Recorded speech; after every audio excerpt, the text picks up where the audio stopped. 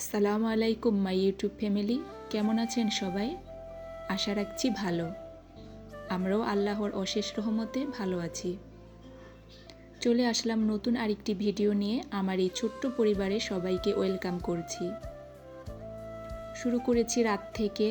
আমরা যারা বাচ্চাদের মা, তাদের আর একা একা যারা সংসারে সব কিছু করি, তাদের জন্য দেখা যায় একবারে অনেক কিছু করা সম্ভব না। তাই দেখা যায় আমরা অল্প অল্প করে আস্তে আস্তে সময় সুযোগ বুঝে কাজগুলো করে নেই। এই যে আমার আরও কিছু বাজার বাকি ছিল, আরও এখনও বাকি আছে। আর দেখা যায় একবারে আনাও হয় না, হাজব্যান্ড এক এক দিন এক একটা নিয়ে আসে। এখানে হচ্ছে খেজুর, ট্যাং, তারপর বাদাম, আটা, এরপরে হচ্ছে যে আমি আবার পোলার চালের খুদ, তারপর হচ্ছে ভাতের চালের খুদ আর খিচুড়ির চাল, এগুলো আলাদা করে আনি। আর এদিকে বেশ ডিমও দরকার ছিল, বেশ পরিমাণে নিয়ে এসেছে, যা কয়েকদিন চলে যাবে। দোকানে যেহেতু ইফতার দেব, প্রতিদিন তো আর ওই ভাজা পোড়া দেওয়া যাবে না। দেখা যাবে খিচুড়ি, বৌয়া, তারপর হচ্ছে যে বিরিয়ানি, এইভাবে এক এক দিন এক একটা করে দেওয়া হয়। প্রতিদিন ভাজা পোড়া খেতে ভালোও লাগে না, ওরাও রোজা থাকে। তারপর দেখা যায় সারাদিন রোজা থেকে কাজ করে ভাজা পোড়া ওইভাবে হয় না। তো আমি ডিমগুলো সব ক্লিন করে নিলাম। এক এক আপুরা এক একভাবে ক্লিন করে, তবে সচরাচর আমি দেখা যায় এভাবে শুধু পানি দিয়েই করি, কারণ ডিমের মধ্যে অসংখ্য ছিদ্র থাকে। আর যদি এখানে আমরা কোনো লিকুইড, ভিম লিকুইড বা অন্য কোনো কিছু দিয়ে ধুই, তাহলে ছিদ্র দিয়ে আমার মনে হয় যে সেটা ঢুকে যাবে। সেজন্য আমি দেখা যায় ওইভাবে ভিম লিকুইড দিয়ে বা সাবান দিয়ে ধুই না, এভাবে পানি দিয়ে ধুয়ে রাখি। আর যদি বেশি ময়লা থাকে তাহলে দেখা যায় একটু বেশি সময় ধরে ভিজিয়ে রাখি, তারপরে একটা মাজনি দিয়ে ঘষা দিলেই উঠে যায়। আর আজকে আমার ডিমগুলো খুবই ক্লিন ছিল, কোনো কিছু দিয়ে ঘষা দিতে হয়নি, এমনিতেই ক্লিন করে নিয়েছি। আর এদিকে আমি বসিয়েছিলাম মরি মেথির পানি, মেথি যেটা, ওগুলার পানি ফুটিয়ে নিলাম। আর হচ্ছে যে ভাজি, এখানে মূলা, আলু, গাজর দিয়ে একটা ভাজি করতেছিলাম। তো আমার পানিটা ফুটে গেছে, এখন হচ্ছে যে সবাইকে দিয়ে দিব। আর এদিকে আমার ভাজিটাও হয়ে গেছে, ভাজিটাও আমি এখন বাটিতে বেড়ে নিব। ভিডিওর এই পর্যায়ে এসে বলছি, যারা এখনও আমার ভিডিওতে লাইক দেননি, প্লিজ দয়া করে একটা লাইক দিয়ে কন্টিনিউ করেন।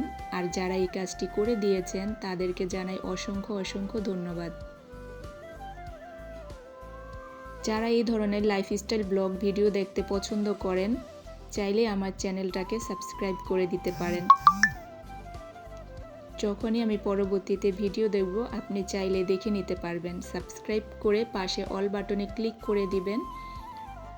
আর যখন আমি ভিডিও ছাড়ব, আপনি আপনার সময় সুযোগ মতো দেখে নিতে পারবেন। এদিকে ভাত হওয়ার পরে আমি ভাজি হওয়ার পরে ভাতটাও বসিয়ে দিয়েছি আর গরম পানি দিয়েছি, যাতে তাড়াতাড়ি হয়ে যায়। আর এখন এই শবে বেড়াতের পর থেকে দেখা যায় গ্যাসটা থাকে, কারণ হচ্ছে অনেকেই দেশে চলে গেছে, আবার ভোটের জন্য চলে যাবে। এই সময়ে গ্যাস পুরাই পাওয়া যায়, তবে আবার যখন সবাই চলে আসবে তখন আবার হয়তো সেই সংকটে পড়তে হবে।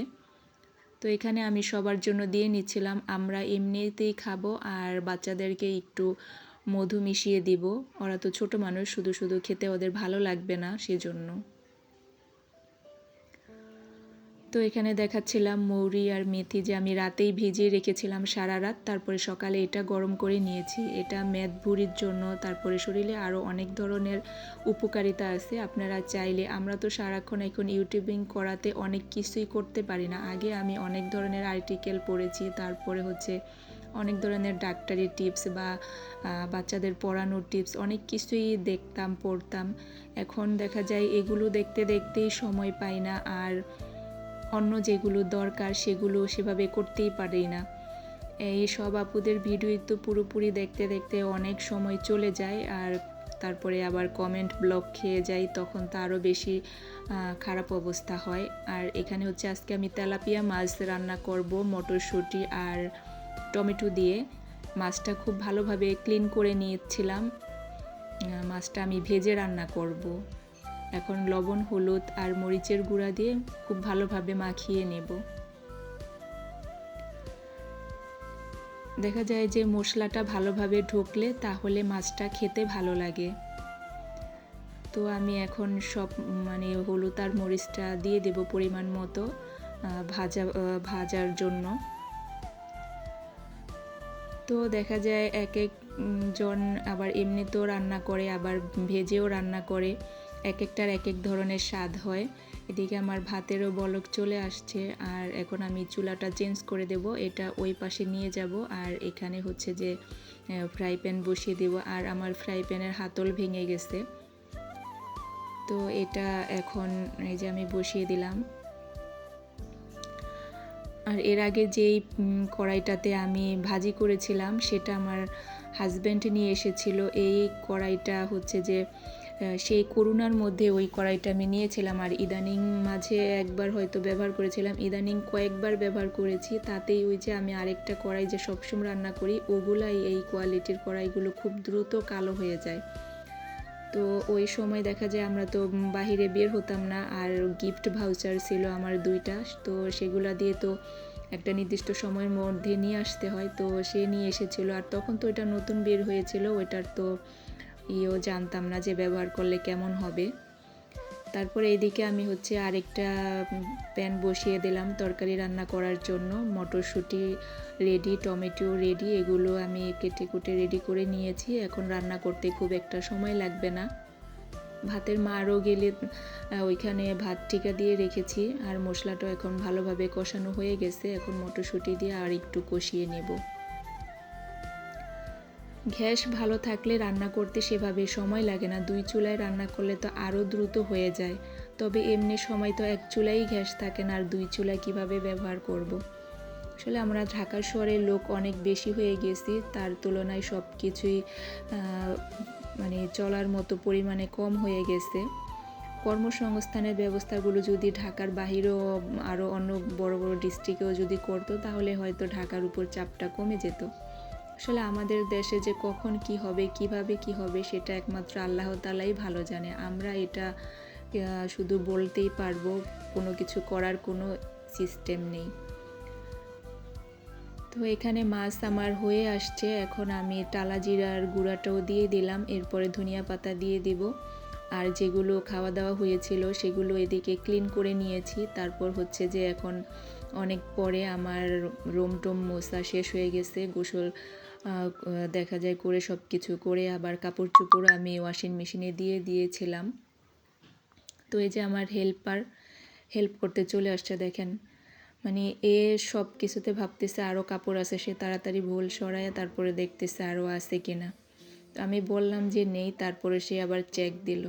আসলে ছোট বেবিদের কাজ। আর এই যে কাপড় হচ্ছে যে 2 বারান্দায় আলাদা আলাদা দিতে হবে, আবার কিছু মোটা কাপড় আছে যেটা ড্রয়িং রুমের জানালার গ্রিলে দিয়ে রাখি, ওইখানে অনেক রোদ আসে।